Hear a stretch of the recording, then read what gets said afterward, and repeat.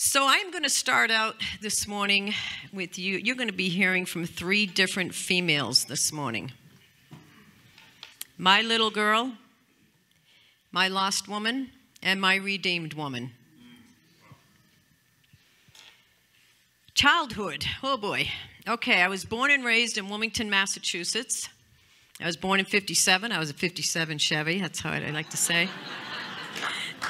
And I was one of 6 children. My mom and dad never went to church, but they sent us to church. Open Bible. We were raised Protestant. And I can tell you, I always thought that was strange as a little girl, my mom and dad not going to church with us. But I remember learning about Jesus, and I loved him. I just loved him. I just fell in love with him. And I did not know how to have a personal relationship, though. My dad was very, very loving. Oh my gosh, my dad was just an incredible earthly father. My mother was a good woman, but my mother never showed emotion. Very stoic, and I'm one of the kids that needed to hear I love you. If I fall off, would you catch me? And so I needed to hear that, and I never heard it. And so that was tough on me for many, many years. And I never felt that love like I wanted to feel. I felt it from my dad, but not my mom. And one day when I was 13 years old, I was sitting at the breakfast table. I had a bathrobe on, and my grandmother and grandfather came into the house, and he put his hands down my bathrobe. And that day, I can tell you, I felt so violated. Now, I knew this years later, but I knew in that moment something wasn't right. So the first time I felt a hug in the wrong way was from my grandfather. And I ate a lot of junk food through those years.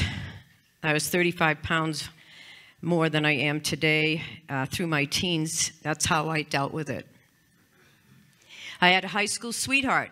I knew I was going to marry that man, and it didn't happen. Broke my heart. It really set me up. So I'm trying to share a little foundation here, and then I'm going to get into what I've learned. My grandfather also committed suicide. Very interesting story, real quick. He had emphysema, and he won the tri-state lottery in Massachusetts, New Hampshire, and Maine in 1982, I believe it was, and a year later he shot himself. Left a note for my mother and her brother, my uncle, and said he couldn't take it anymore, he couldn't breathe. And I thought, wow, all the money in the world won't buy your health.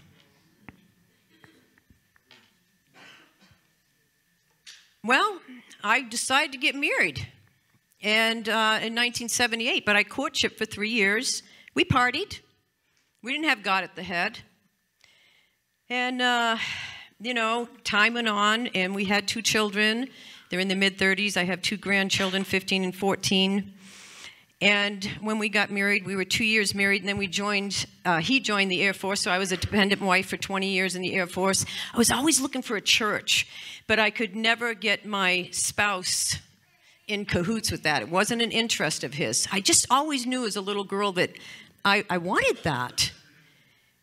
Well, anyway, about 21 years into my 23 years of marriage, I had an affair. For 2 years, I was in sin. Boy, it is fun just for a moment, isn't it? But as time went on, I grew to love this man, and he grew to love me. It really destroyed 2 families. My kids were only 12 and 14. And till this day, that's probably my biggest regret. But I married him. I joined a church. He was going to a church.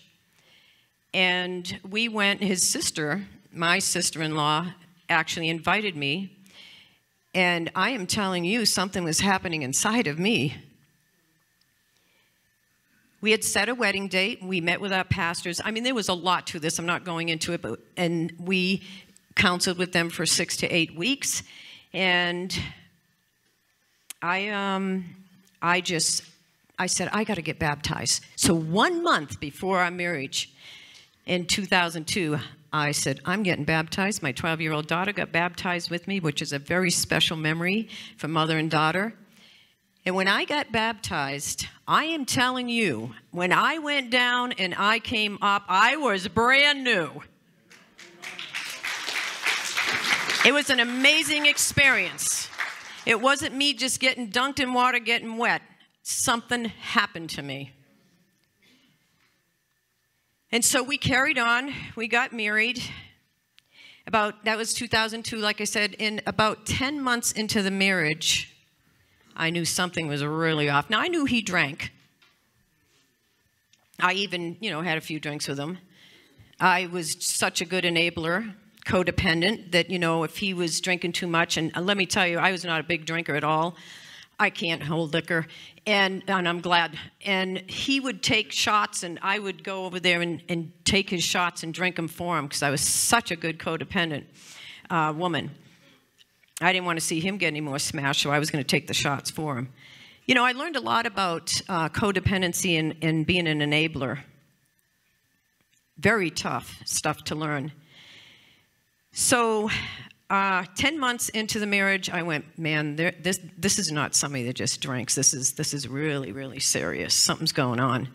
So I called my pastors, and they came over, and we had an intervention. And in the meantime, I had been working at a health club for 13 years, loved what I did, and my husband at that time he owned his own business, which is kind of comical because it was snack and soda. It's called Snack Attack Vending. You talk about temptation.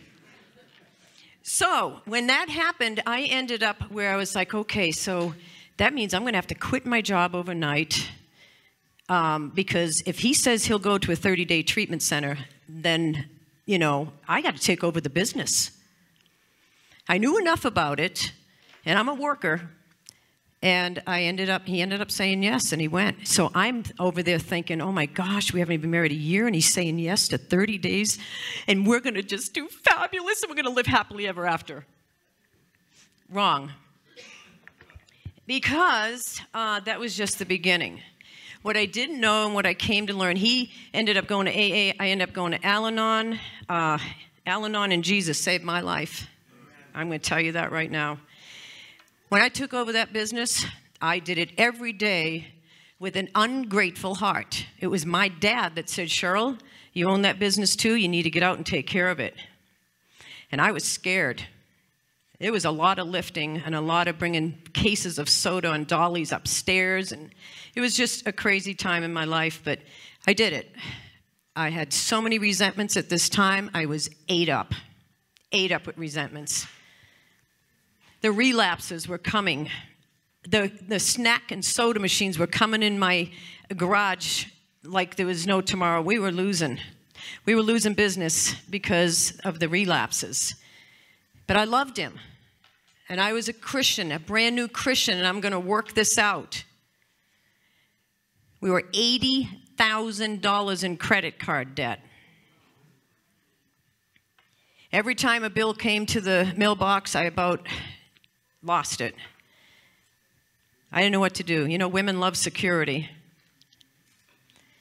And as time went on, it was in 2011, God said, Cheryl, it's time for you to go. Now, I went to a church, and I'll never forget, it was a lady from England that came to speak. And I'm telling you, I fell on the floor, and I wailed like a baby. And it was just coming from way down in here. And I remember the pride in me going, oh my God, you look like a fool. And then this other side's going, go for it, girl. And I did. I mean, I wailed because I knew I had to leave somebody I loved. But I didn't want a divorce. I already done that. Been there, done that. Remember, I'm baptized, I'm brand new, and I'm like, divorce wasn't an answer for me. But it was tough. And I don't need to go into a lot of details, but I will tell you this. I was afraid to go home many, many times. My daughter and I spent 5 weeks in a motel one time because, God love him, he had the illness so bad that he would be down 2 to 5 weeks at a time. And I'd have to be working the business, trying to do my business. It was just a crazy, crazy ride. And I remember Joyce Meyer's, "Do it afraid." I held on to those 3 words like there was no tomorrow. And I remember getting my apartment. You got to remember, I went from my dad to my first husband to my second husband. I'm 55 years old, and I had never been on my own. So the apartment became my prayer room. And I just stayed there. And I remember I'd sold all this jewelry I had. And those of you that know, I love fashion, and I grieved every piece of that jewelry. But I replaced it with dishes and linen and all kinds of new things because I was going to start my life over. And if he decided to come on board, that's fine. I would rather have been that way. So 2.5 years later, we get back together. 2013, I had started helping facilitate Celebrate Recovery. I had been at Al-Anon for 13 years. God told me to move on and go to Celebrate Recovery at my old church. So I did that. So we get back together, 2014. We moved to Rockerville for a year. I hated it. That's out in the boonies, and I'm a people person. And then I didn't know what I was going home to sometimes because, see, in the meantime, he had gotten well. At least we all thought that. We could see it in his eyes. We could see it in his mannerisms. We're like, hey, you know, I think God's really changed him. And I knew it would only be God to change him. So we moved back into town. In the meantime, he was building a business. We had lost our house. We lost our Harley. We lost our fifth wheel. And boy, if God, you know, when he talks about building treasures up in heaven versus earth, boy, did I learn that one.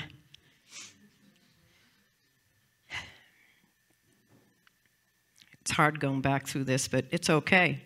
It's for his glory. So in the meantime, he was building a jerky business. And it was getting off its feet. He was doing really, really well. And so we moved back in, and we had 5 days in that house. And when we got there, I mean, I'm fast, you guys. I had everything up. I had everything decorated. But he was an avid hunter and fisherman, and he had boxes that were not open because he had to go on a jerky route. And while he was gone, for those 5 days, he kissed me goodbye Wednesday morning. He called, and I said, "You been drinking?" And he said, "Yeah." And I said, "Just remember, one of our deals with Al-Anon and AA was, my healthy boundary was, don't come home if you have booze in you or on you, because it doesn't work well." And he did abide to that.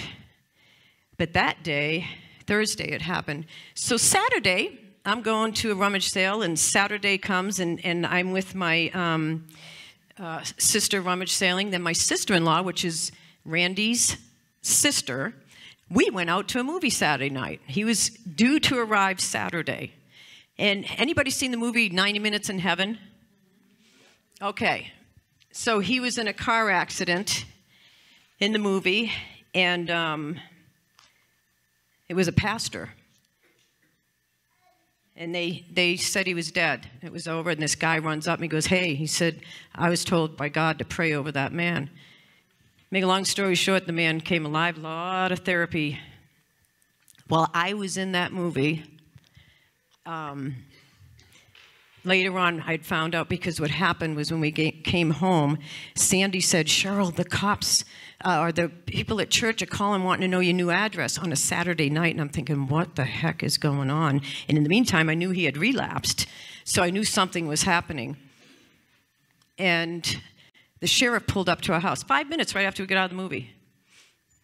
And he said, he walked up, and Sandy looked at me, I looked at her, and I went, "Oh my gosh." And I sat down on the stairs, and I said, "Just tell me if he's alive." And the sheriff went, And at that moment, I'm telling you, that was a moment. That was a moment that I just, you know, because he was a good guy. He had a lot of good qualities, and but this disease had him. It had him. Oh my gosh, did it have him? And it, you know, and then a year later, after he died, let me tell you something. When I went up to get his things out of his vehicle, because he had died on impact, hit a truck, 70 miles an hour, elderly couple. They went to the hospital. They just stayed overnight. And then when he got in, I guess when they got to the car, they had to excavate him out. He was jammed in the driver's doorway. And 2 hours later, I guess he had passed. So I'm getting all this afterwards, remember. So I go up.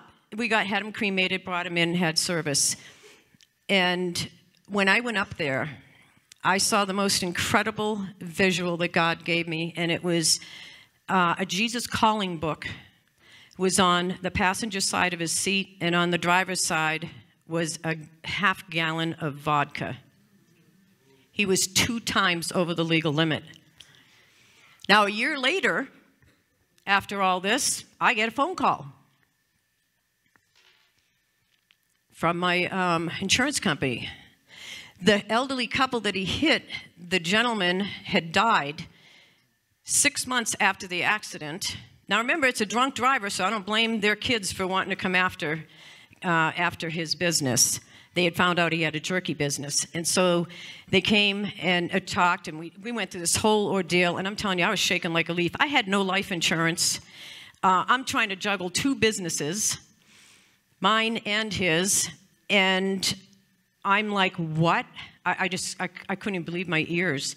So he had passed 6 months after the accident, but I didn't hear about it till a year later. So obviously his son and daughter, the elderly couple's kids, found out that there was an alcoholic that did this, and they were claiming that his health challenges and why he died had to do with that accident, which they could not prove. It didn't happen. But boy, when I was going through that, it was no weapon formed against Cheryl Carlton shall prosper. I said that over and over and over and over for 6 months. I'm thinking, are they going to come after me? Are they going to, you know, take my business? And I'm like, that's all I have. So 1.5 years later from that time, my dad died from dementia. 2 years later, I decided to maybe date a little bit.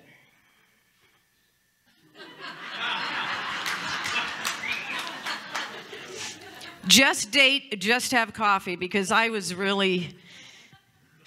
just never thought I'd fall in love again. I really didn't. And make a long story short, yes, one night he kissed me back to life.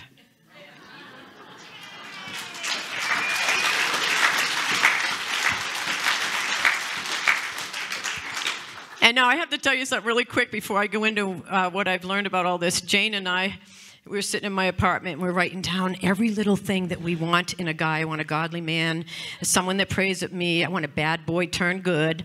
I don't know why, but I like bad boys. I like they have a little edge on them. That's just my truth.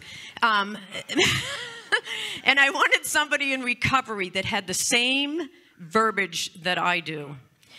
I knew I needed that. I wanted a gentleman, and he led me to Walter. He really did. And I now own Reset Weight, almost 14 years helping people get well and get nourished and lose weight. I owe all of that to God when I was going through everything, that because I was able to run my husband's business, it gave me courage to go out and do my own. So don't tell me he doesn't work things all together for our good. That is amazing. You know, it was hard seeing my first husband, you know, the father of my children, hurting him. I just can't even tell you the emotions I went through all these years. So, here's what I've learned.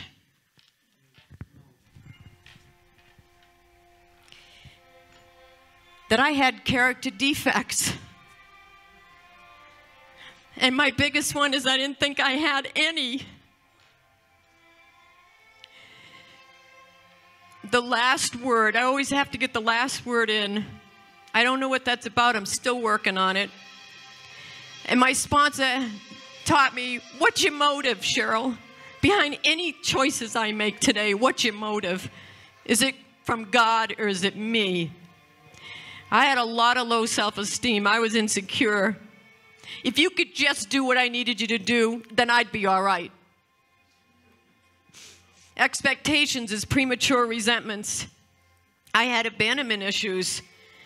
I didn't know the terminology about healthy boundaries. I didn't know I was an enabler. I didn't know how to discern help from enabling. I was helping him remain a cripple. But God kept bringing me through, and he kept raising me up. And people kept telling me to leave him, leave him. And I'm like, you have no idea what's going on down here with me and God. You have no idea. He was growing me. Tough love, it hurts. It hurts like surgery. I had to learn to separate the man from the illness. I had to learn what living one day at a time looks like. The thief comes only to steal, kill, and destroy, but I have come that they may have life and that they have it abundantly, John 10:10. We love that. Woo! That God has amazing grace, and I pray from victory, not for victory. It's already been done. Religion is spelled D-O. True Christianity is D-O-N-E. It's been done. That I'm on an eternal journey. That I need to validate my emotions. I need to feel them, but I don't need to camp there. That when I'm trying to control something or someone, there's usually fear behind it. And fear for me is face everything and recover. That when I'm trying to control something or someone, there's usually that's that fear behind it. Most of our hurts come from relationships, and so does our healing. That true serenity is found in Jesus Christ. I'm grateful I married a man with an illness. It really did grow me. That my behavior does not determine my identity. My identity in Christ determines my behavior. That living one day at a time gives me peace, and not to get my who and my do mixed up. That I was made for a purpose, for His glory, not mine. That I can be fired from a job, but not from my God-given gifts. That hurting people hurt people. I was hurting, he was hurting, we hurt each other. That God is first in my life. That discipline versus motivation is what gets results. Focus on the solution, not the problem. It's never too late to start over. There's always two voices competing for my attention, faith or defeat. And I learned to start praying from a surrender place instead of control. That God supplies all my needs, not to talk about the problem, but speak about His promises. There's no other way to reign in life apart from believing and receiving. I'm a child of the Most High God, that I want to praise God out of celebration versus desperation. That I can't want something more for someone than they want for themselves. And that everyone comes with baggage. Find the one you want to unpack with.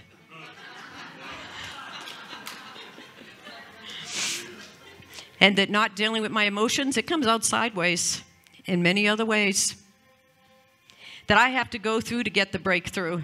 That character is built in plan B, C, D, and E because A is my way. That when you squeeze an orange, you get orange juice. When you squeeze me, you get me.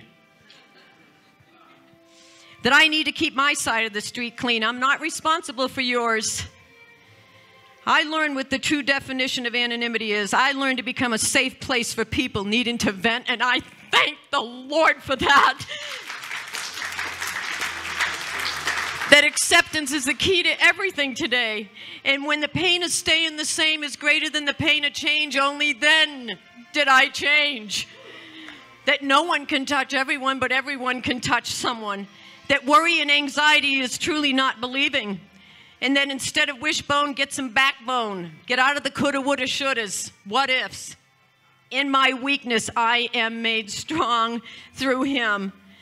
I want to live the let go life. That the fear of rejection can keep me from my God-given potential. Unforgiveness, it only hurts me.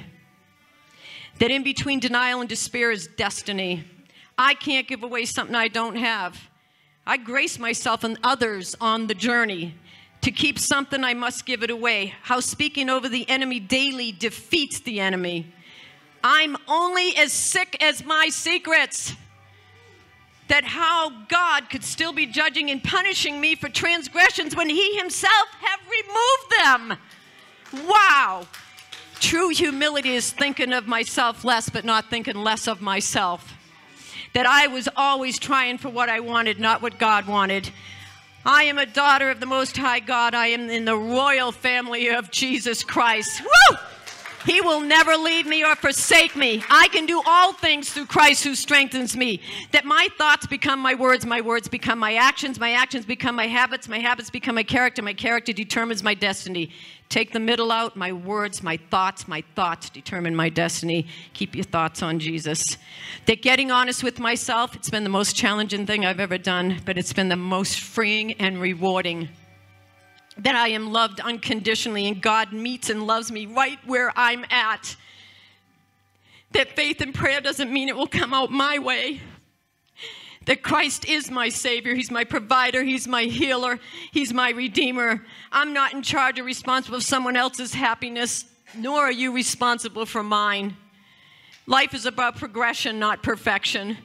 I'm responsible and accountable for my own choices. The blame game leaves me lame. Tough love, it hurts like surgery. I get to remain pitiful or powerful. I get to become victorious or I get to stay a victim. To always praise him in the storms. I learned that. I really learned that. I am irreversibly blessed that serving God looks different for everyone. I am a forgiver and a lover of mankind. That healthy boundaries are healthy. And it's okay to not be okay. Sometimes hardships often prepares an ordinary person for extraordinary destiny. I don't know what's worse, being lonely or being lonely in a marriage. That God has impeccable timing. That time changes everything, but the one thing that remains unchanged is Jesus Christ. That deliverance can set me free, but discipline keeps me free.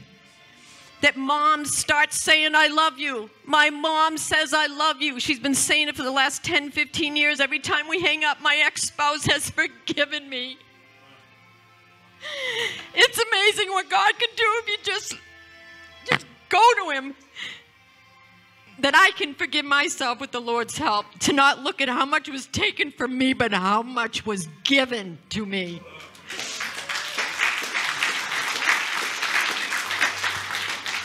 That in the loneliness, the wilderness is where I really discovered who I am in Christ. To have a true transformation, I had to go within and I had to find my true Christ self. It's not out there somewhere. Romans 2:28, we know that in all things God works for the good of those who love him, who have been called according to his purpose. He continually raises me up to more than I can be. And so every morning, y'all know I love fashion. I said that earlier, but I put on my wardrobe for the Lord. Wardrobe, the W stands for wear compassion. A is add kindness. R is radiate humility. D is dress with gentleness. R is remember patient prayer. O is offer forgiveness. B is be grateful. Have an attitude of gratitude. There's so much out there to be thankful for. And E, exercise self-control.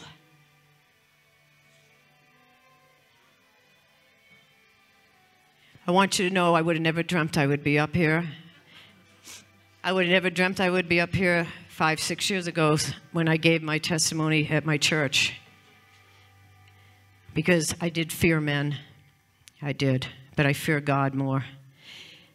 And I just am doing this for him.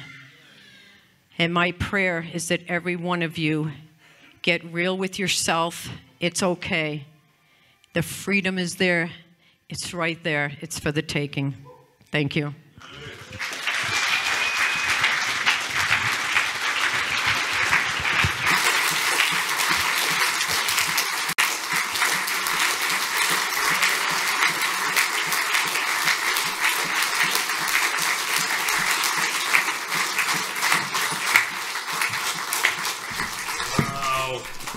Wow. Thank you, Cheryl.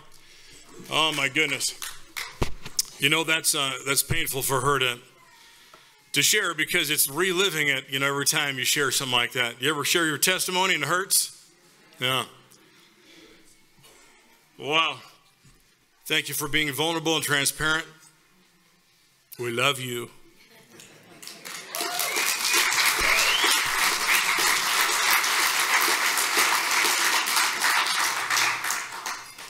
Worship team, if you'll come up here, we've got a song to close with. And, you know, you think of what you endured at the time. It was sure terrible. And I don't know how it is, but, you know, as you explained it, whatever we go through, God can use it. Somehow He doesn't abandon us. He doesn't boot us out. And He watched you the whole time, you know, your entire life. Boy, He's watched you. And we're glad Walter kissed you.